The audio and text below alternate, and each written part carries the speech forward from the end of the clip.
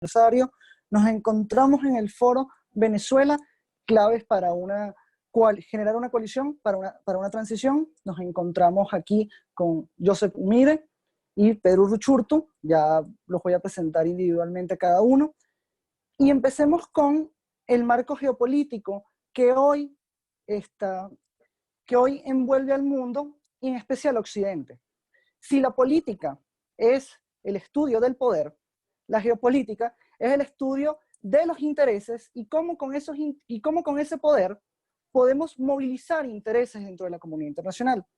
Para eso nos va a estar apoyando hoy Joseph Umire, quien es economista y especialista en relaciones internacionales, es director del Centro de Estudios para una sociedad libre y segura, fue director de Relaciones Internacionales de Atlas Network. También está Pedro Uruchurtu, politólogo, egresado de la Universidad Central de Venezuela, además profesor de la Universidad Central de Venezuela, quien es actualmente coordinador internacional de Vente Venezuela y coordinador de formación de cuadros del mismo partido. Bienvenidos, Joseph, Pedro. Empecemos con el foro. Y quiero empezar contigo, Joseph, haciéndote una pregunta fundamental. ¿Cómo ve el mundo y cuál es la perspectiva del mundo con la situación actualmente en Venezuela? Bueno, hola. Antes que todo, gracias por la invitación. Saludos a todos los de Vente Venezuela. Un especial saludo a la coordinadora nacional, María Corina Machado. También a Pedro, a Santiago. Bueno, todos, es un gusto estar contigo. Felicidades también, creo que es 8 años de aniversario. Es un gran gusto estar con ustedes. Bueno, a su pregunta, ¿cómo el mundo ve a Venezuela? Yo creo que el mundo está conociendo Venezuela, porque los que conocemos Venezuela, los que hemos estudiado Venezuela, somos pocos, en realidad, especialmente aquí en Estados Unidos. Es importante que creo que la audiencia entiende que dentro del marco de la política pública de Estados Unidos, especialmente en relaciones exteriores, América Latina nunca ha cuadrado como una alta prioridad, por obvias razones. O sea, después del ataque del 11 de septiembre, mucho se miró a Medio Oriente. Había muchos conflictos, guerras hasta en diferentes países, entonces la política exterior se enfocó en esa dirección. Cuando empezó a ampliarse, especialmente durante la administración de Barack Obama, se puso un enfoque más en el lado de Asia y Asia Central y Asia Pacífico. Entonces América Latina nunca ha llevado un peso en la política exterior de Estados Unidos y por lo tanto Venezuela de cierta forma no tomaron la suficiente atención. Eso cambió con la administración del presidente Donald Trump. Donald Trump es el primer presidente que yo diría en 30 años en la política de Estados Unidos que ha puesto atención a América Latina por general y en Venezuela por particular. Ha dedicado muchos recursos, mucho tiempo, lo ha puesto dentro de las 5 prioridades de la Casa Blanca a la crisis de Venezuela.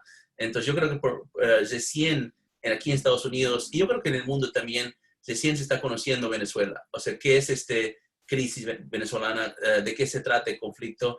Y por lo tanto yo creo que en muchos casos cada vez, ¿cómo se dice? Es como se está destapando la olla y cada vez se encuentra más, o sea, cada vez se encuentra un actor más, un esquema más y se va complicando el asunto porque lo que se pensó de lo que era la crisis venezolana en 2017 cuando entró el presidente Trump al poder aquí en Estados Unidos, a lo que se conoce ahora en 2020, 3 años después, es mucho. O sea, se aprendió muchísimo. En algunos casos, como yo voy estudiando en Venezuela por 10 años, en mi caso, muchas cosas que yo sabía se han ido confirmando o más allá se ha ido verificando, pero más con la posición oficial del gobierno de Estados Unidos. Ya no es una opinión de un académico o un debate entre expertos, ahora es política de Estados Unidos. Yo creo que eso ha abierto muchas posibilidades para Venezuela.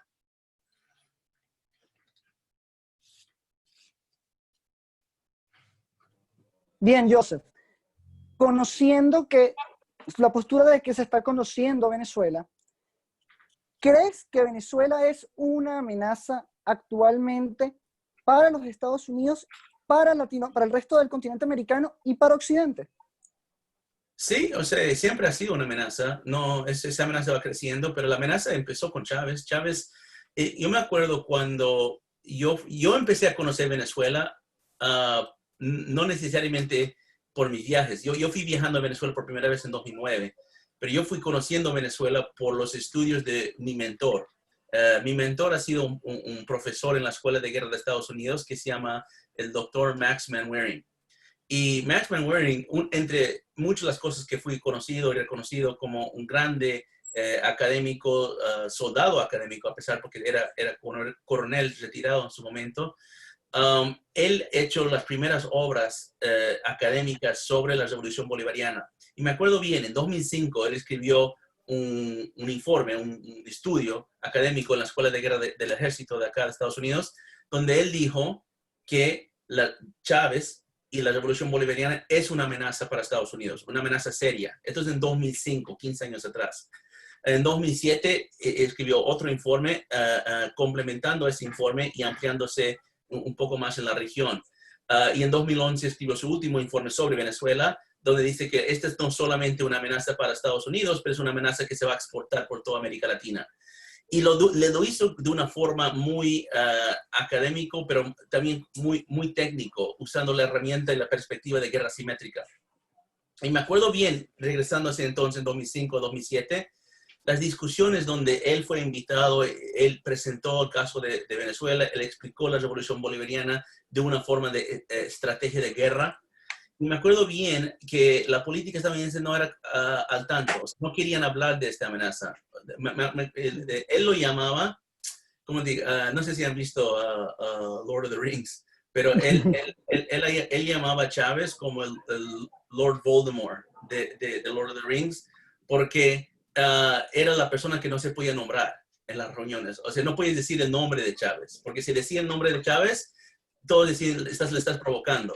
La política en ese entonces, estamos hablando de 2005, 2006, 2007, 2008, la política era no hablar de Hugo Chávez, era no ignorarlo porque supuestamente iba a desaparecer. O sea, como me dijo una vez un diplomático, una vez me dijo que la embajada americana ha estado aquí antes de Hugo Chávez y va a estar aquí después de Hugo Chávez. Entonces la posición estadounidense era que Venezuela, Hugo Chávez, eso era algo temporal y tarde o temprano iba a desaparecer. Y no fue así. Entonces yo creo que claramente es una amenaza, pero mucha gente sabía que era una amenaza hace tiempo. A este punto, a 2020, esa amenaza es eminente, pero también es complejo. Y es una amenaza no fácil de resolver con herramientas no convencionales o convencionales dentro del marco de seguridad de Estados Unidos. Bien, hablando de mecanismos no convencionales, Pedro, coméntanos cuál es la propuesta de María Corina Machado sobre una operación para la estabilización, para la paz y estabilización de Venezuela y de la región. Coméntanos un poco de qué va y por qué crees que es necesario que esta operación sea la única vía o la única alternativa que le queda al país. Bueno, en primer lugar, gracias a todos. Un honor compartir nuevamente espacio con Joseph, que no solamente es una de las personas que mejor maneja este tema, sino que siempre tiene la disposición de hablarnos sobre estos temas y estas dinámicas de una forma muy pedagógica y siempre desde la profundidad y desde lo que es su experiencia como experto en seguridad global y pues agradecido y por supuesto honrado de poder compartir con él. Por supuesto, Santiago, gracias a ti también por la invitación y a Vente, desde luego, que ha organizado esta iniciativa de 8 años, 8 foros para hablar de diversos temas y hoy este nos ocupa.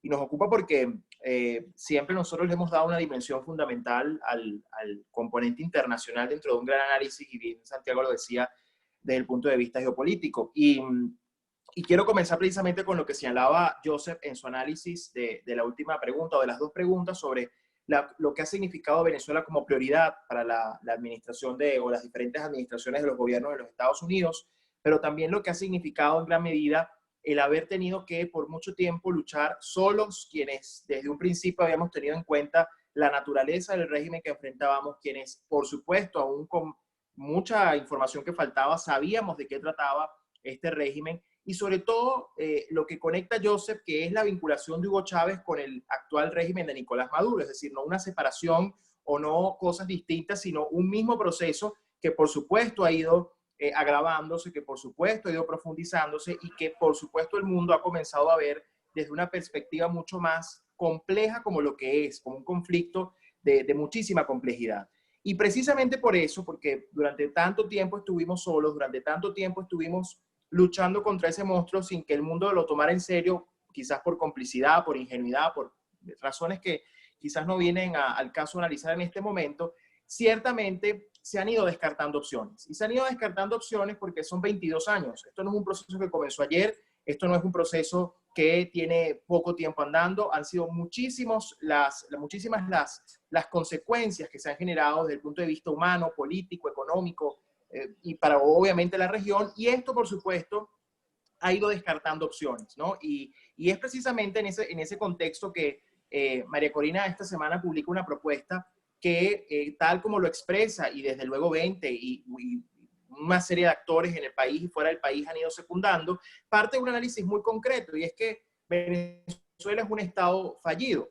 Y es un estado fallido concretamente por tres dimensiones. Una dimensión territorial, una política y una social. Es decir, por un lado es un territorio ocupado, un territorio que está invadido por fuerzas de diferente índole. Con Joseph lo hemos hablado en diferentes momentos. Aquí en Venezuela converge el crimen internacional con el terrorismo, que es algo quizás no usual, pero que tiene lugar en Venezuela, que ocurre en Venezuela y que integra una dinámica donde se alinean sus propios intereses dependiendo de sus propias dinámicas de supervivencia.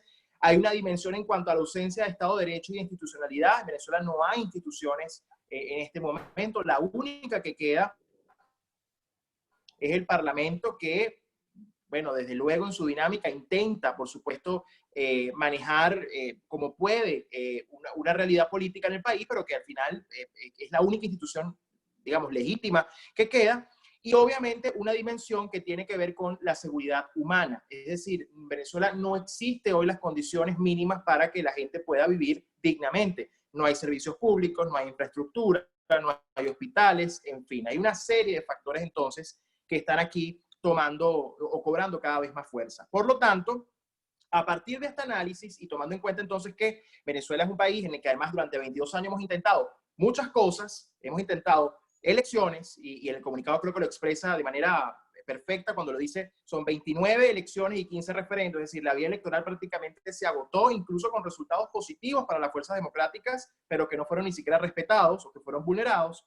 Se ha intentado la vía del diálogo, que ha sido una farsa de diálogo, pero aquí ha habido 12 conversaciones entre régimen y oposición en sus diferentes facetas, diferentes momentos, y desde luego ha habido innumerables insurrecciones militares e insurrecciones populares que han sido infiltradas y que han sido, por supuesto, traicionadas, porque al final de cuentas ha habido, o por un lado en cuanto a lo militar, una infiltración y una delación por parte de la toma de las Fuerzas Armadas por producto del régimen cubano y otras fuerzas que operan internamente, y de la insurrección popular porque ha habido una dirigencia política que reiteradamente ha convocado a la gente de la calle, pero no ha sabido, digamos, no ha sabido entender o no ha sabido escuchar a la gente en su clamor y ha desviado una ruta.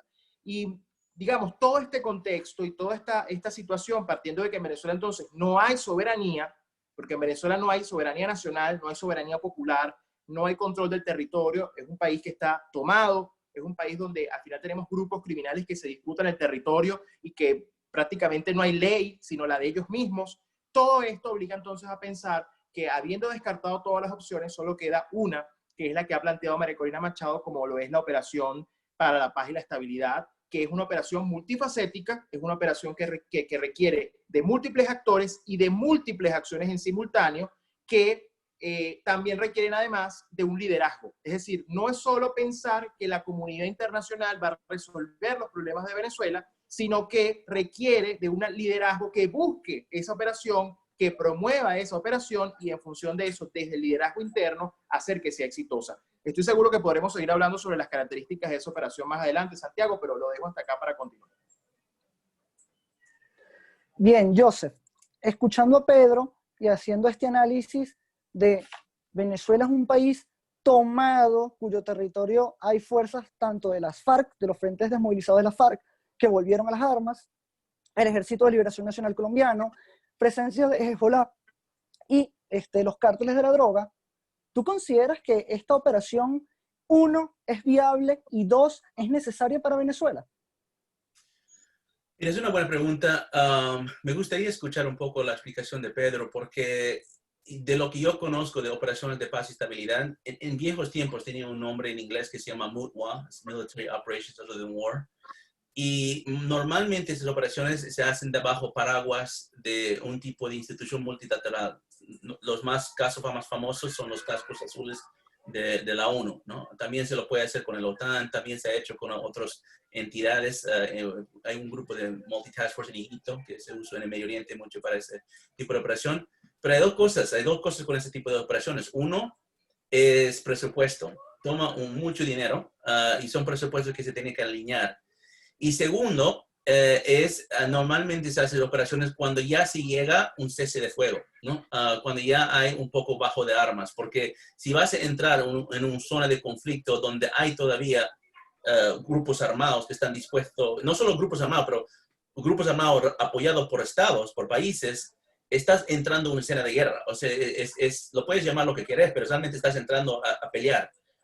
Y eso es la preocupación, porque en Venezuela yo lo veo como un país no permitido. O sea, es un término que se usa para decir que no es un país donde se puede entrar en el territorio venezolano y actuar de una forma militar, porque si haces eso, tienes que ir hasta el límite, y el límite es guerra, ¿no? Guerra total. Principalmente porque los países que están apoyando a Maduro están buscando esto. China, Rusia, Irán, ellos quieren provocar a Estados Unidos o provocar a otros países, Colombia, Brasil, a entrar a Venezuela, porque 1000 veces prefieren pelear su guerra que ellos quieren contra el occidente en Venezuela que pelearlo en su propio patio trasero o en su propio terreno de ellos. Entonces, yo creo que donde va mi perspectiva, mis pensamientos es cómo vamos a hacer una operación de paz y estabilidad si todavía el terreno está controlado por actores externos que tienen mucha presencia en Venezuela. O sea, esa es la pregunta que tengo a cuestión. Entonces tenemos un eje que va político, que va La Habana-Caracas, que se está reforzando con un eje político Teherán-Caracas, que viene de años también reforzándose Caracas-Beijing, Caracas-Moscú. Y entonces, Pedro, la duda de Joseph es aceptable, es razonable. Sí. Porque necesitamos entonces la OPE, no solamente para estabilidad y la paz del territorio y de la región, sino para sacar a la dictadura, o en este caso una tiranía, narcorrégimen, corporación criminal de Nicolás Maduro. Coméntanos un poco y acláranos un poco de qué va la OPE para ir interactuando y enlazando un poco estas ideas. Sí, totalmente. Y de hecho, agradezco muchísimo el planteamiento de Joseph porque además son dudas absolutamente legítimas y parten además desde una reflexión que incluso lo hemos visto en la opinión pública, donde muchos descartan automáticamente la propuesta por decir, bueno, porque os puede parecer inviable o la muestran como inviable, ¿no?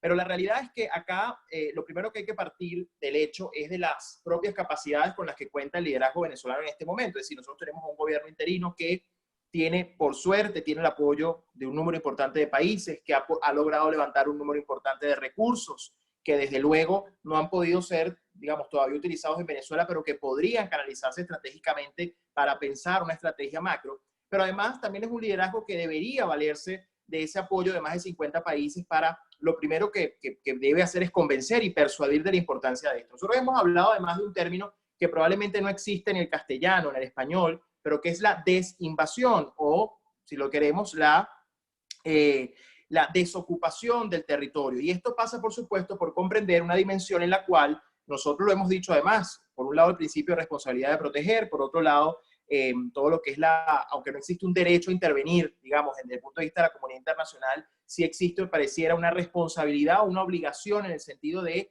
detener o asumir que hay algo que está ocurriendo y que no podemos sencillamente ignorarlo o sencillamente cerrar los ojos frente a lo que está ocurriendo. Y por eso esta operación, que le hemos llamado Operación de Paz y Estabilidad, o OPE, que son sus siglas, ha planteado al menos 6 grandes acciones o 6 grandes elementos que además son consecuentes. Es decir, tú necesitas primero ir logrando uno por uno hasta lograr entonces la transición, porque además es importante comprender que nosotros desde 20 entendemos que esta es la forma idónea para llegar a una transición que realmente pueda ser exitosa, que no contemple desde luego un esquema ni de impunidad y que no contemple además un esquema donde pueda ser fallida, como lo ocurrió en ese intento del pasado 30 de abril del año 2019.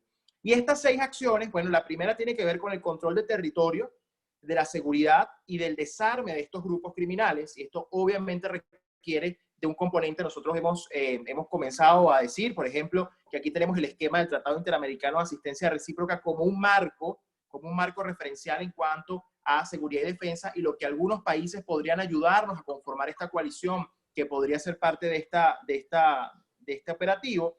Obviamente esto viene acompañado inmediatamente de una asistencia humanitaria primaria, porque obviamente tenemos un país que está en una situación de absoluta complejidad desde el punto de vista humanitario, donde hay venezolanos que sufren día a día, que luego viene además también por una reconstrucción. El siguiente paso es la reconstrucción desde el punto de vista de la infraestructura, en cuanto a la infraestructura, lo que llaman de emergencia, servicios públicos básicos esenciales, una posterior restauración de la ley y el orden, la promoción del Estado de Derecho y por último entonces la reinstitucionalización de la democracia.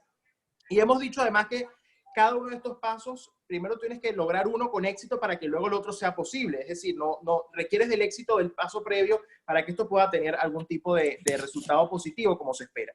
Entonces y bien lo decía Joseph parte de una realidad que es que se requiere de un marco institucional internacional que le dé cabida a esta propuesta o a cualquier propuesta que plantee algo como esto. Y por eso, insisto, nosotros creemos que desde el punto de vista de la seguridad y la defensa está el Tratado Interamericano de Asistencia Recíproca como una herramienta que desde luego hay que entender y que hay que profundizar en su análisis sobre cómo los países pueden ayudar desde la argumentación que nos brinda el propio instrumento a conformar este grupo. Por supuesto, también las agencias de las Naciones Unidas en el tema humanitario. Y hemos visto alguna polémica que dice, bueno, pero si la izquierda, la ONU está tomada por la izquierda, ¿cómo ustedes piden a la ONU? Bueno, en realidad es que más allá del componente ideológico y de esa, digamos, aversión que puede haber hacia el sistema de Naciones Unidas, la realidad es que la ONU tiene una infraestructura y un sistema de apoyo humanitario que es indispensable para poder lograr parte de los pasos 2 y 3 que hemos propuesto. También, por supuesto, hay todo un esquema en cuanto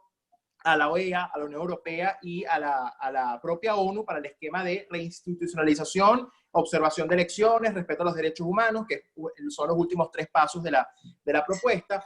Pero en realidad sí esto está pensado desde un marco normativo. Ahora, lo que sí creemos es que esto no puede ser, tratándose de un conflicto no convencional, tratándose de un régimen como el que atraviesa Venezuela, que es una convergencia de factores y que lo vuelve en gran medida en un hecho inédito. Lo que no creemos es que esto deba ser responsabilidad de una sola organización o de un solo país. Requiere de la égida de varias organizaciones, requiere de la articulación de varios actores y, por supuesto, muchos pueden decir, bueno, perfecto, ¿a qué país tú vas a obligar a que actúe en Venezuela? Bueno, tú no los puedes obligar, pero sí desde el liderazgo tú puedes persuadir y puedes utilizar todos tus recursos disponibles, entendidos en dinero, en apoyo internacional e incluso en apoyo interno, para que desde entonces, desde esa perspectiva, tú puedas convencer y persuadir, que al final es el rol del liderazgo. Es decir, el liderazgo no está para conformarse con lo que los estados le digan o con la negativa de los estados. El liderazgo está para convencer y sobre todo para alinear los tiempos. Es decir, los tiempos de la comunidad internacional no necesariamente coinciden con los tiempos de la urgencia en Venezuela. Y el liderazgo tiene que hacer todo lo posible para que estos tiempos se alineen y la comunidad internacional entienda que no es haciéndose la vista gorda, sino asumiendo que hay que actuar en nuestro país, que esto tiene solución. Y por supuesto, y con esto concluyo mi respuesta, asumiendo que esto no es una operación que plantea que solo la comunidad internacional resuelve esta situación. Nosotros creemos que también hay unas fuerzas internas, hay unas fuerzas vivas, hay un liderazgo que está dispuesto a asumir esto y que debe entender la importancia de la voluntad para convencer, y que aquí se requiere de un proceso de apoyo internacional, pero que al mismo tiempo requiere de un liderazgo y una conducción consciente de ese momento. Por supuesto, y yo coincido con Joseph, quizás hoy los momentos no pareciera que la percepción de la comunidad internacional no está pegada a actuar en este contexto, pero ahí es donde entonces se mide el liderazgo y ahí es donde quizás una hoja o ruta de acción es necesaria, como lo que plantea este plan, que por supuesto requiere de muchísima más profundidad y más acciones, que algunas no se pueden decir, algunas se están trabajando, pero la realidad con este tema, Santiago y Joseph, creo que va más allá de sencillamente ver esto como un simple documento, sino entender que esta es una alternativa que no solamente no se ha intentado, sino que cada vez se demuestra, y creo que lo que ocurrió ayer con el CNE, el falso CNE y el falso Tribunal Supremo de Justicia, demuestra que cada vez son menos las opciones y que necesariamente una opción de fuerza será la que tendrá que imponerse, incluso por la fuerza de los hechos, porque al final, como hemos dicho en el documento, Lo que nosotros sí tenemos que evitar es que la comunidad internacional llegue demasiado tarde a una situación que creemos todavía se puede resolver si los estados asumen este compromiso. Bien, Joseph, viendo que Pedro plantea una duda muy legítima, que es el caso del liderazgo venezolano, mi pregunta es, tú que estás en los Estados Unidos, ¿el liderazgo venezolano en los Estados Unidos ha sabido vender y dar un diagnóstico acertado a la situación venezolana? Ellos han dicho que esto es un cartel y también dicen que, bueno, que puedes hacer un gobierno paritario con el cartel y puedes hasta cogobernar con el cartel e ir a elecciones. ¿Cómo notas tú ese tipo de narrativa que parece hasta un poco esquizofrénica? Sí, bueno, voy a contestar la pregunta. Solo quiero, yo estaba escuchando con atento lo que estaba diciendo Pedro para entender un poco los pasos. Según lo que entendí, hay 6 pasos, ¿no? Para lograr esta operación de paz y estabilización. Pero yo me quedo trancado en el paso 1, que es control territorial. O sea, ¿cómo vas a conseguir tu control territorial? O sea, control territorial en Venezuela requiere entrar con fuerzas armadas y tener una guerra. O sea, eso es la única forma que realmente vas a deslocar a los actores estatales que están ocupando los espacios en Venezuela. Entonces, la pregunta para mí es que si nosotros, digamos en un mundo ideal, o sea, digamos que hay la habilidad de entrar de una forma militar y buscar la liberación del pueblo venezolano, ¿qué va a hacer los rusos, chinos y iraníes en esta situación? O sea, ¿se van a permitir eso? ¿O van a pelear? ¿Y a dónde esto se va a escalar? Yo he participado en varios lo que se llama juegos de guerra aquí en Estados Unidos con diferentes entidades de defensa y hemos jugado todos estos escenarios. Hemos jugado muchos de estos escenarios. En muchos de los escenarios, esto se lleva a una guerra mundial. Casi más que 95% de los escenarios, esto se lleva a una guerra mundial. O sea, se activa conflictos en otras partes. Por ejemplo, en un escenario se activa el conflicto de Ucrania, se activa el conflicto en Irak y Siria y Yemen, o en las islas de sur de China. Entonces, tenemos que estar pendiente que Venezuela es parte de un rompecabezas mundial. No se puede hacer acciones con Venezuela si no se coordinan con acciones que se están haciendo en otras regiones, porque eso es la respuesta más particular que va a tomar esta red que está conectado con esta mafia bolivariana. Y a eso me voy a la segunda pregunta, a tu pregunta, ¿no? La diagnóstico. Y ahí es donde estoy muy de acuerdo no solo con lo que dijo Pedro, he leído un poco el último artículo de María Corina, el diagnóstico de las personas de la oposición de Venezuela que han venido a Estados Unidos o están en Estados Unidos y han presentado, ha sido muy equivocado por mucho tiempo. Y estoy completamente de acuerdo que no se va a salir de esta situación con elecciones falsas, porque no puedes tener elecciones cuando no hay la habilidad de tener ningún control institucional de la prensa, de los partidos o nada.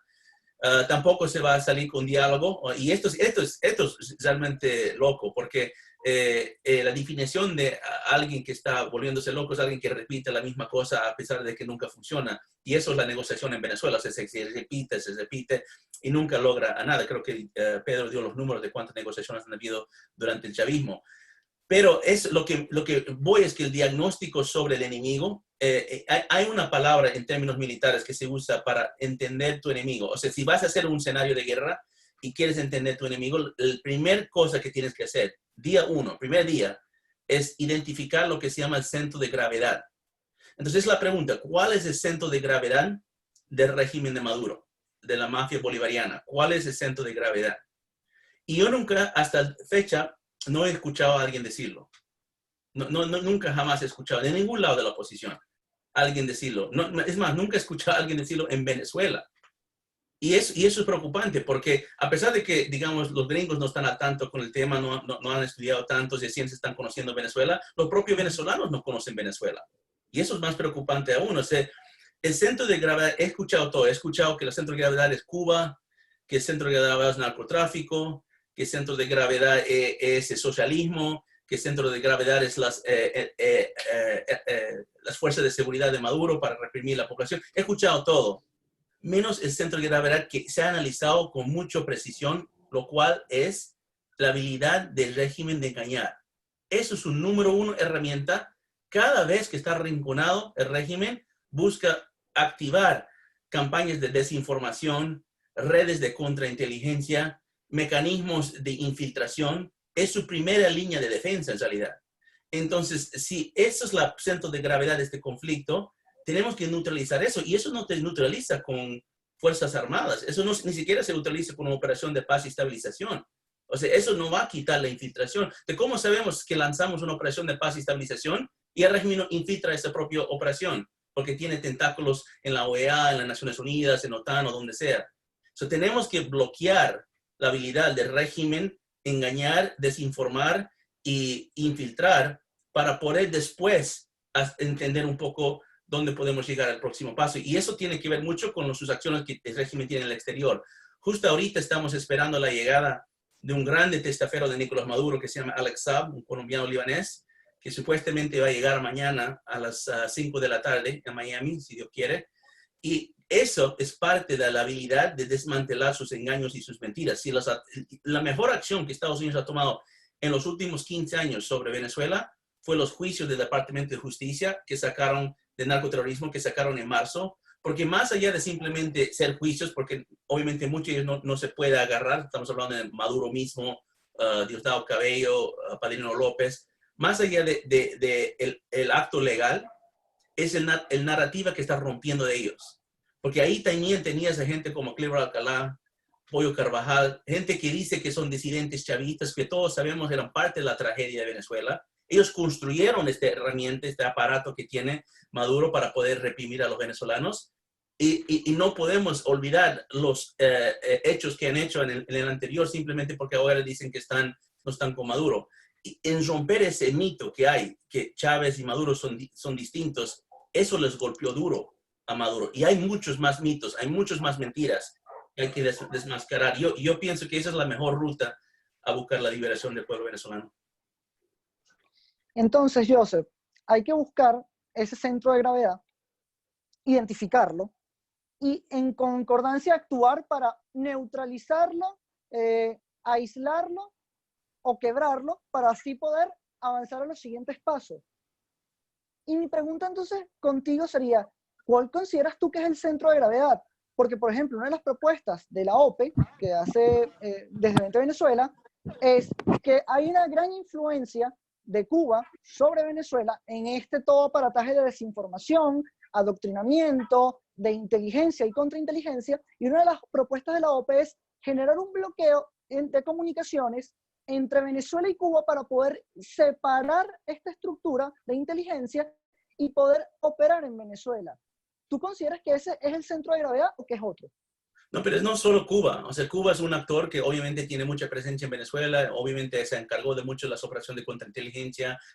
Cuba tiene una gran red por toda América Latina, especialmente en el mundo comunista, digamos, que viven activamente en la academia, viven a veces en la prensa, pero no es solo Cuba. Estamos hablando también de Rusia, estamos hablando de Irán, o sea, todos ellos tienen esta misma. Yo no creo que es tanto ir contra los actores, porque yo creo que hay que hacer un poco de ese trabajo, evidentemente, hay que buscar cómo romper eso, pero más que todo hay que desmascarar sus mentiras. O sea, simplemente la mentira de marodismo, chavismo, a lo mejor eso no pegó tanto en Venezuela, porque en Venezuela creo que vivieron la cosa, entonces saben que es la misma vaina, pero en Estados Unidos es muy fuerte esa narrativa, fue muy fuerte. De decir que Maduro es diferente que Chávez, que Maduro está destruyendo el legado de Chávez. ¿Y sabes quién contó esa historia? ¿Quién dijo? Los chavistas que vinieron a Estados Unidos para decir que nosotros no estamos con Maduro, que queremos colaborar con la justicia norteamericana, queremos buscar poner cargos a Maduro, pero todos adoran a Chávez, ninguno ha renunciado a la revolución bolivariana. Y para mí eso es un problema, porque si tú estás de acuerdo con Chávez, estás de acuerdo con Maduro. Y si estás parte de la revolución bolivariana, estás parte de la misma estrategia. Y puede ser tú mismo, me refiero a este chavista, tú puedes ser un doble agente tratando de infiltrar mi país y mi gobierno. O sea, tenemos que estar pendientes de eso. También yo pienso, otro mentira grande, que Maduro es débil y Maduro es tonto. Que eso escuchamos por mucho tiempo, que Maduro es tonto, solo es un conductor de bus, que no sabe nada, que no es un Chávez, no es un genio. ¿Tú crees que alguien, un tonto, hubiera podido aguantar tanto tiempo, 7 años, y marcar, y no solo marcar, pero crecer en su poder? O sea, estas cosas nos vinieron, y en muchos casos estas mentiras vinieron de chavistas. O sea, es como loco para mí pensar que gente que estaba muy cerca a Hugo Chávez salen de Venezuela y todo el mundo les cree lo que dicen.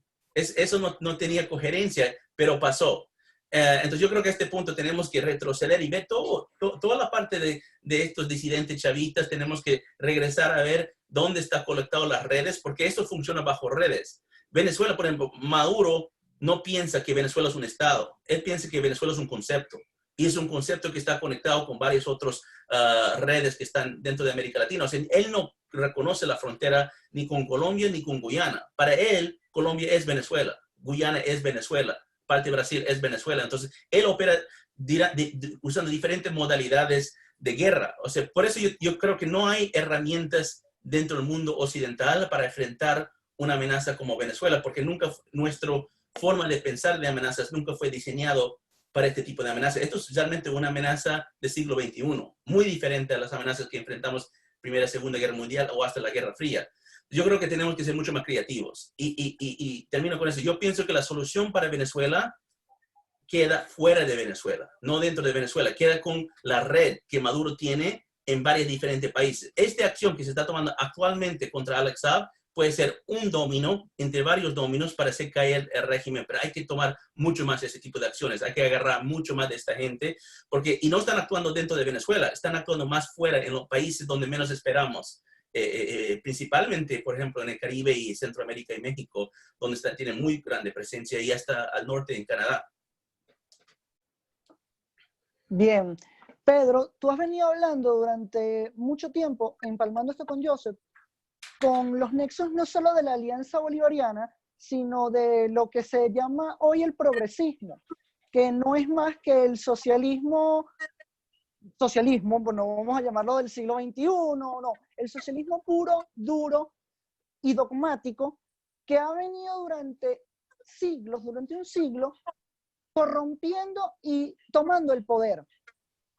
¿Cómo crees tú que esta estructura de hoy Grupo de Puebla, Foro de Sao Paulo y también la Internacional Progresista encaja en el esquema que acaba de presentar Joseph de esa red bolivariana que se está extendiendo y que se ha tejido durante alrededor de 15 años o más en Venezuela? Y desde Venezuela hasta para el mundo. Sí, totalmente. De hecho, me quedo con la respuesta de Joseph en una buena parte de ella en cuanto al análisis que él hace del sistema de propaganda, ¿no? Y más que propaganda, el sistema de relaciones, censura, propaganda, es decir, digamos, los hilos que al final terminan por permitir que un régimen como este tenga tantas conexiones con el mundo y con el mundo no occidental incluso, ¿no? Y eso, por supuesto, hace el conflicto venezolano un conflicto en particular. Pero antes de contestar eso, yo también quiero hacer referencia a este tema que Joseph además lo expresa con una preocupación genuina, que es, bueno, ¿cómo tú logras una desocupación del territorio sin que esto signifique una acción militar tradicional o que signifique una operación militar de este tipo? Y la realidad es que esta propuesta y el planteamiento que se hace a la comunidad internacional pasa porque el liderazgo lo primero que haga es construir una serie de condiciones que permitan generar, al final de cuentas, una amenaza que sea superior a la que el régimen representa. En el momento en que la propia comunidad internacional se demuestre consciente, pero además dispuesta a ir mucho más allá, con una amenaza creíble, con una amenaza superior a la que el régimen con sus aliados representa, pues naturalmente incluso sus propios aliados y el propio régimen se verán en la tentación de retroceder o de incluso negociar, pero desde una condición en la cual entienden que no hacerlo implica para ellos un costo mayor al hacerlo. O sea, implicaría una negociación real e incluso generar las condiciones para que desde una amenaza creíble, entonces el liderazgo haga entender que sí están dispuestos a llegar a mucho más allá. Y parte de lo que esta propuesta significa no es solo el hecho de generar esas condiciones, sino además de decirle al mundo que es que si no es de esa forma va a ser muy difícil comprender y derrotar a un régimen como este. Y por eso es que además, tú lo mencionabas muy bien, Santiago, hay unas acciones incluso previas a esta operación. Es decir, nosotros creemos que, por ejemplo, una de las cosas que hay que hacer con mucha más fuerza es lo que es la ampliación de la operación multinacional antinarcóticos que tiene lugar en el Caribe, que si bien es cierto, no tiene que ver exclusivamente con Venezuela, sí tiene un componente fundamental entendiendo lo que ha significado la ruta del narcotráfico de nuestro país hacia buena parte de Centroamérica, Estados Unidos y el mundo. Por supuesto también, tú lo decías, Santiago, en la pregunta a Joseph, el tema del bloqueo de los flujos financieros y comunicacionales a Cuba, pero también con todo aquello que permita que este sistema de censura, de propaganda y de hilos siga operando. Es decir, son los golpes certeros al esquema financiero, al esquema político, al esquema comunicacional, al esquema propagandístico, y por eso yo coincido con Joseph en que esto que vamos a ver con Alex Saab apenas comienza y probablemente va a tener unas implicaciones que van a ser de enorme repercusión para el mundo en general, político en Venezuela y de la región, porque va a tener seguramente enormes implicaciones a nivel general. Y por supuesto, esto también tiene que ver entonces con el liderazgo que debe convencer y debe asumir esto como una bandera de lucha. Ahora, con respecto a tu pregunta y lo que significa el Foro de Sao Paulo, el Grupo de Puebla y estos entornos que han servido como paraguas ideológico, como justificación doctrinaria y como caparazón de operación política en la región, desde luego que estos grupos son parte de esta dinámica de mentira, de propaganda, pero que además infiltran allí, digamos, ya no solo el terreno de la política, sino el terreno de la cultura, el terreno de la academia, el terreno de la opinión pública. Se apoyan además, y hemos visto cómo el Foro de Sao Paulo no ha tenido ningún tipo de temor de mostrarse con el narcotráfico, con el crimen internacional, es decir, no les importa recibir financiamiento de quien sea, con tal de poder sostener un proyecto que le ha servido incluso al chavismo y en estos años, y además me gusta mucho cuando Joseph dice que uno de los grandes mitos que se ha derrumbado en esta época es precisamente eso de que Chávez y Maduro son cosas distintas. El sistema chavista, como lo comprendemos en estas 2 décadas, se ha sostenido en parte por un paraguas ideológico y por supuesto por una serie de complicidades que se valen de la ideología, que además creen en esa ideología, son eso que profesan, pero que además llegan al poder y se vinculan con el crimen, con la corrupción, con una serie de fenómenos que al final terminan por socavar las bases institucionales de los países, y eso no es nuevo, de manera que por supuesto que una de las cosas que hay que atacar, y yo también ahí coincido con Joseph en el hecho de ese centro de gravedad, eso en torno a lo que el régimen gravita, tiene que ver en gran parte con este grupo o estas agrupaciones que utilizan el discurso ideológico para hacer sus fechorías y todo lo que hacen, pero que además parten del hecho de que son eso. Es decir, ellos están convencidos de que son eso ideológicamente y creen que la manera de hacerlo es a partir de cómo actúan. Entonces, en resumen, al final, ciertamente el combatir el aparato de propaganda, el aparato de censura, el aparato de estas realidades y este engaño, creo que cuando Joseph habla del tema del engaño, naturalmente es así, es decir, lo han hecho con las elecciones, lo han hecho con los diálogos, lo han hecho con todo, es el engaño permanente, es la búsqueda siempre de decir que están dispuestos a algo, pero realmente lo que están buscando es enquistarse más en el poder. Pues cuando tú tienes todo este esquema, pues obviamente hay todo un escenario en el cual tú sí tienes que entender que por lo menos en este momento urge que el liderazgo, que además tiene el apoyo internacional, que tiene el apoyo financiero y que tiene, en principio, tiene incluso la potestad desde el punto de vista de la legitimidad de origen y de ejercicio que le da la propia Constitución para no solamente haberse juramentado, sino ejercer el gobierno interino, de ayudar a construir la amenaza creíble que sea superior a la que el propio régimen representa. Y a partir de ahí, pues se pueden desencadenar escenarios de diferente índole. Y por supuesto hemos dicho en muchas ocasiones que a un régimen como el cubano es el primero que le conviene hablar de intervención militar en Venezuela, como lo han hecho ellos por décadas en Cuba. Y por eso es que aquí la operación tiene que ser muy inteligente con respecto no solo al ámbito militar, sino al ámbito de la inteligencia, al ámbito de la tecnología, al ámbito de todas las herramientas que digamos, el siglo XXI permite, y que además al mismo tiempo, como dice Joseph, va a representar un desafío porque vamos a estar descubriendo cómo combatir. Pero lo que sí es necesario, lo que sí es menester en este momento es por lo menos ayudar a construir esta amenaza creíble a partir de la intención, al menos en principio, de estar dispuestos a actuar y de estar dispuestos a decirle al régimen, mira, si tú sigues haciendo esto y tus aliados siguen haciendo esto, y le envía el mensaje a sus aliados, por cierto, pues nosotros vamos a ir en consecuencia en función de esto. Y esto va acompañado de acciones como la que estamos viendo con Alex Saab, que desde luego, insisto, va a tener repercusiones. Bien, vamos a pasar ahora con las preguntas de la audiencia. Varias de ellas ya han sido respondidas durante esta charla. Y empezamos con la primera de Ángel Ferrer, que dice: ¿con quiénes contamos los venezolanos afuera para derrumbar esa propaganda? Ser creativos porque nunca ha sucedido esto. O sea, nunca ha sucedido un conflicto de esta alternativa. Ese sería para Joseph. En el caso de Joseph también, inclusive para Pedro, ¿hay casos similares a Venezuela? Ya lo habías respondido. Según Joseph, no hay casos similares. Este fue de Ángela Farías. Daniel Palacios pregunta: el liderazgo político es la clave, pero ¿cuán determinante es la intervención de una potencia extranjera para sanear a Venezuela de la dictadura? En el caso para que la tenga Pedro, y ya el resto las había preguntado. Quería hacer solo una acotación y para darle el hilo conductor. Joseph, si nunca hemos visto lo que sucede en Venezuela porque es algo nuevo, esto me recuerda mucho cuando empezó la guerra contra el terrorismo, después del 11 de septiembre, que inclusive tanto inteligencia como las Fuerzas Armadas de los Estados Unidos escribieron los lineamientos de operaciones en base a la nada. Muchas de las operaciones fueron las primeras operaciones que se dieron en el ámbito estratégico, en el ámbito de inteligencia. Tuvieron que innovar en tácticas, innovar en planteamientos. ¿Será la oportunidad de reescribir muchas de estas cosas usando el caso venezolano como ejemplo? Empiecen a responder las preguntas en el caso de Joseph.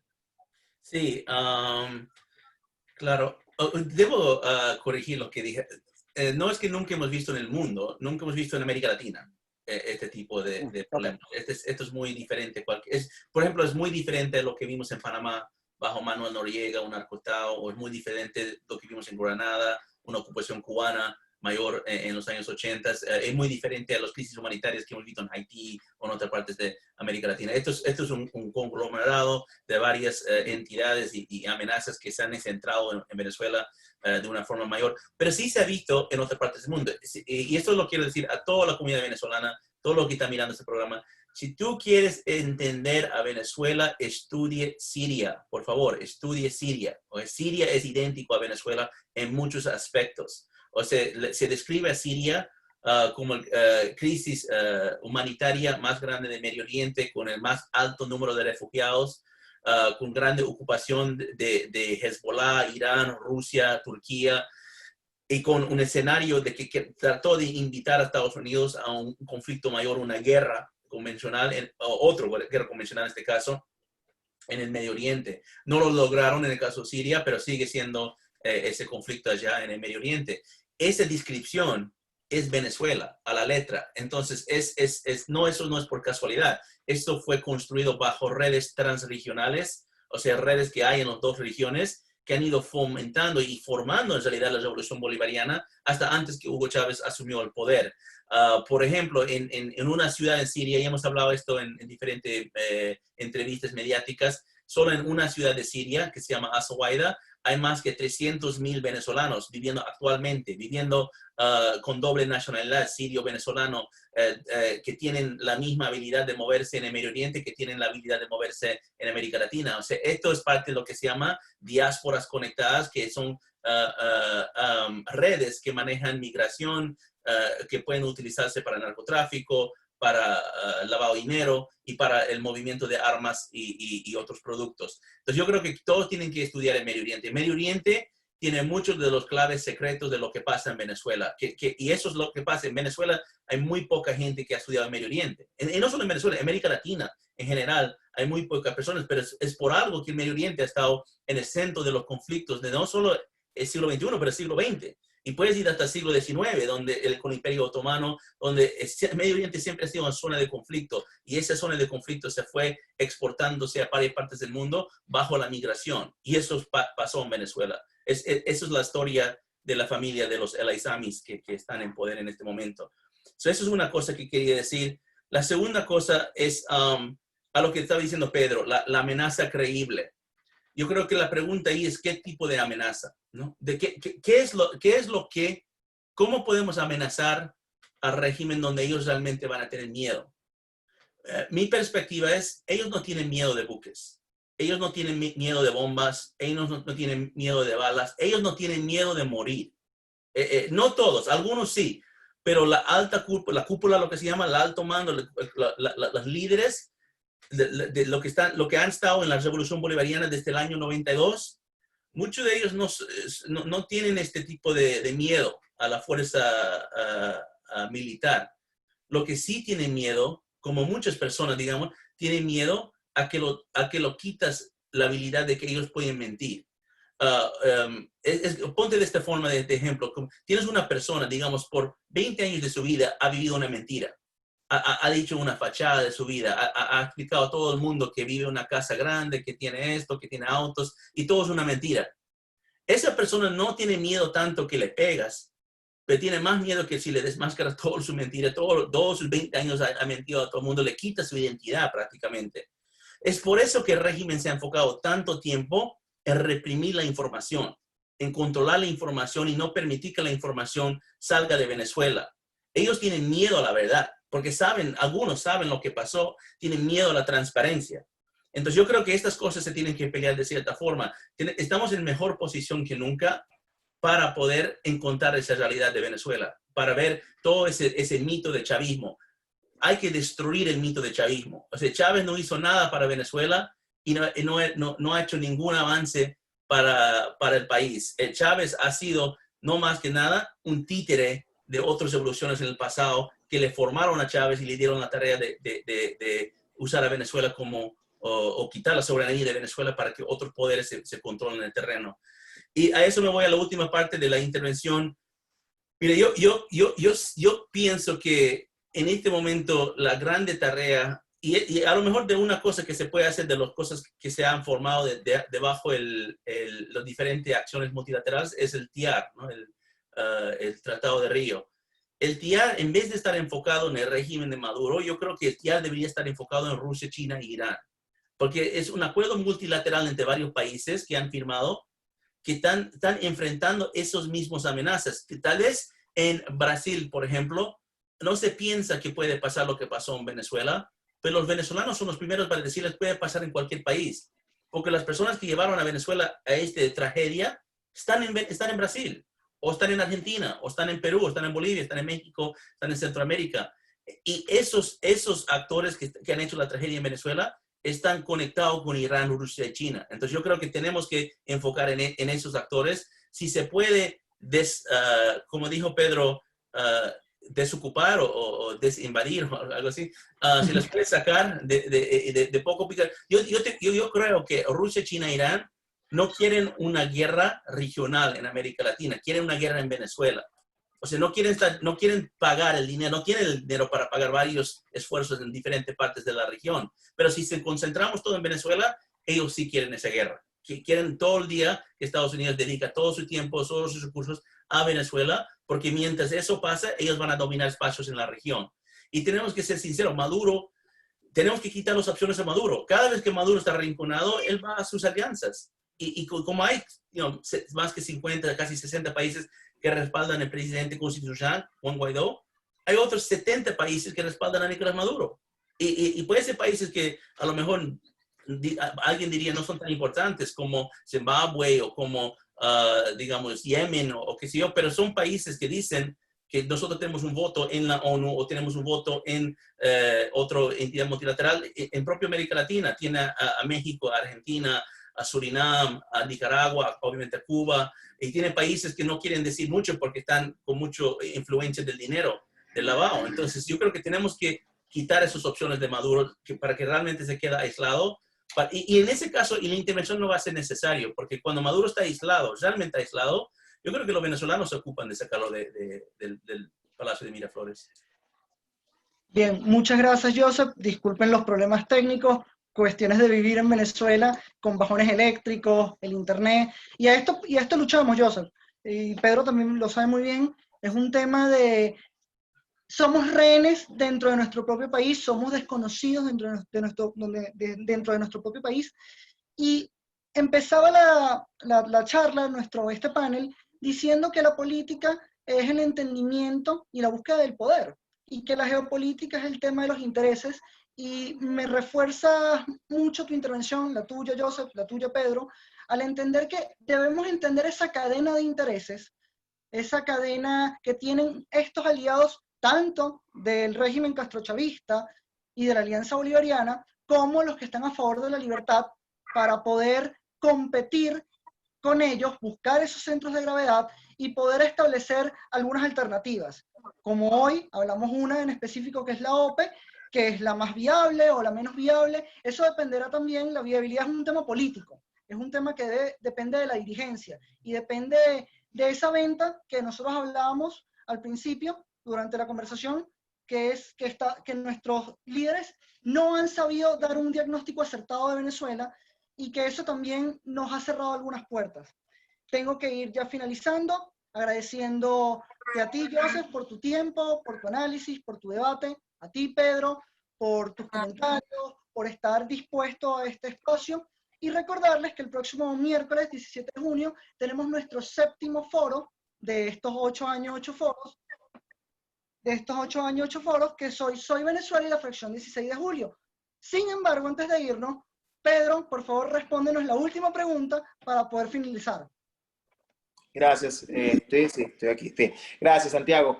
Bueno, no, y yo estoy completamente de acuerdo con Joseph en el sentido de que acá, cuando se plantean este tipo de propuestas, no se está buscando directamente derrotar al régimen, sino un sistema de alianzas que tiene y que por supuesto busca no solamente, digamos, buscar la manera de desocupar al país en función de lo que opera internamente, sino que también desde luego busca desmontar esos hilos de los que yo hablaba en la parte anterior. Y ciertamente, tú en el cierre lo decías muy bien, Santiago, con el rol del liderazgo, ¿no? El tema de al final, mira, el liderazgo no está para asumir que todo el mundo va a decir que sí a su idea, y tampoco el liderazgo está para suponer que la comunidad internacional necesariamente va a decirle que su propuesta es la mejor, en el sentido de la viabilidad o de lo que hay que hacer. Pero el liderazgo sí está para insistir, para persuadir, para convencer y para comprometer.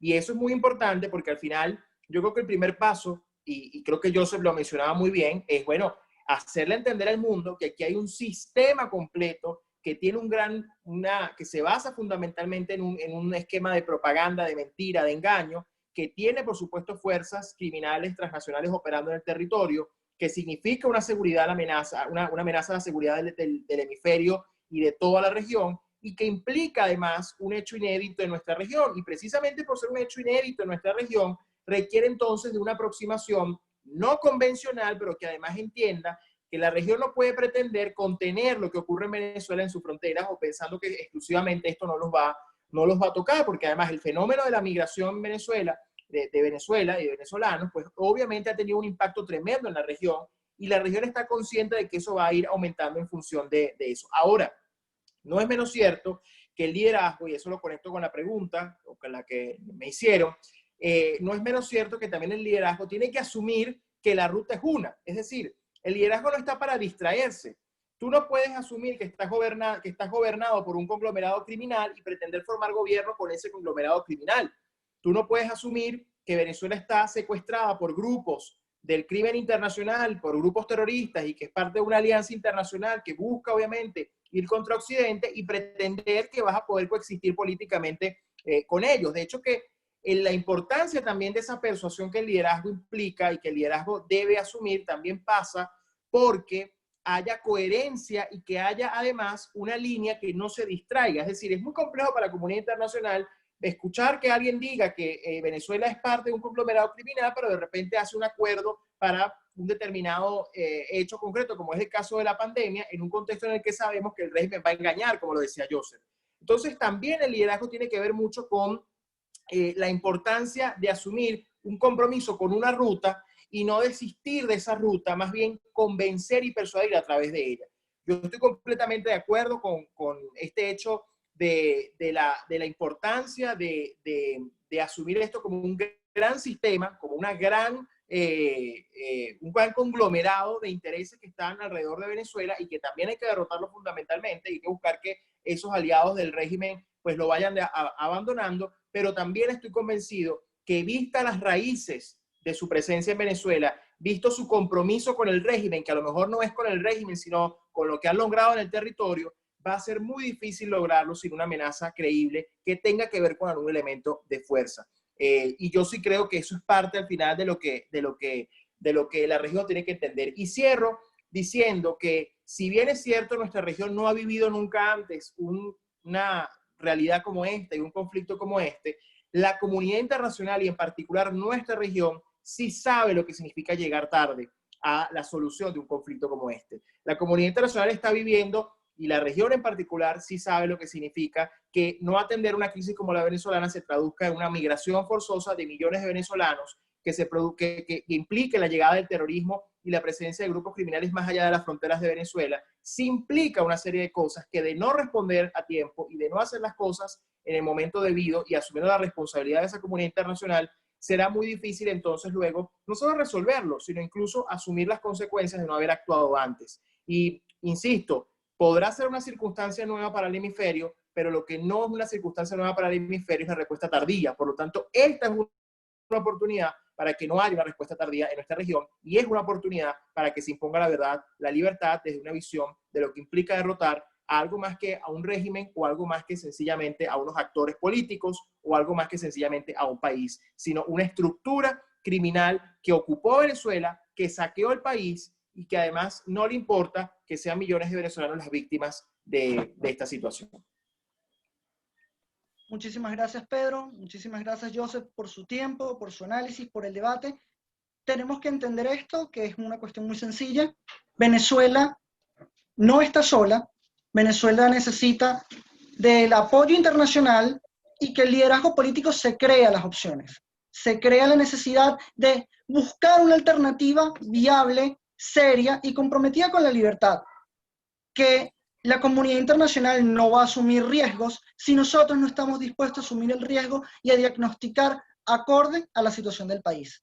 Muchísimas gracias a ustedes dos, a los que nos están viendo a través del Facebook Live. Queremos invitarlos nuevamente el próximo miércoles 17 de junio a nuestro 6º foro, que es Soy Venezuela y la fracción 16 de julio, que va a estar conformado por un panel conformado por Teresa Albánez, Perkin Rocha, el diputado Vioyo Pilieri y Armando Martini. Muchísimas gracias y buenas noches.